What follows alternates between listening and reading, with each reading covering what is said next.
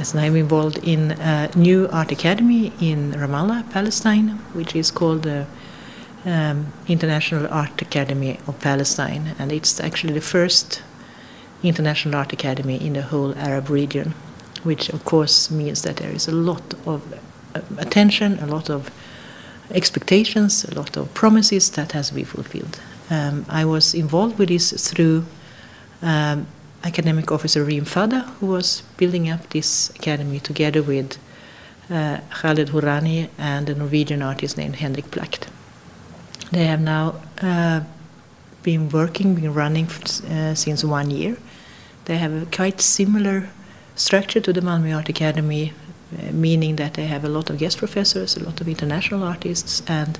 that the students have their own studio space, and that they are equally concentrating on developing their own artistic projects and getting a broader understanding of what it means to be an artist today. Of course, in such a specific place as Ramallah, it means also that you have a political acuteness, one might say. There is a specific situation which is very, very hard not to address, both on the level of simple oppression by the occupational forces, but also in a situation of women's place in a relatively traditional patriarchal structure. And there I would say, unfortunately, Palestine culture used to be much more liberal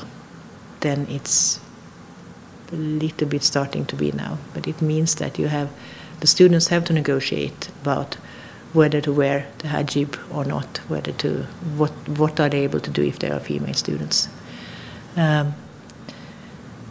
Most of the teachers who are teaching there are, of course, Palestinians, including Emily Jasir, for instance, and Mona Hatoum will arrive a bit later. But there are also continuously an international flow of interesting artists, thinkers, theorists, and it's very much based on lively discussions. And I must say, from my experience, I think it's an absolutely wonderful experience, because it's an extremely lively, intellectual, open, friendly atmosphere, and much more generous, much more tolerant than one might expect in such very hard conditions as they are in Palestine and Ramallah, which everybody knows, of course. But what the attitude of the people in Palestine, those who are running this academy, those who are gathering around it, is that it's absolutely necessary to be able to build up institutions which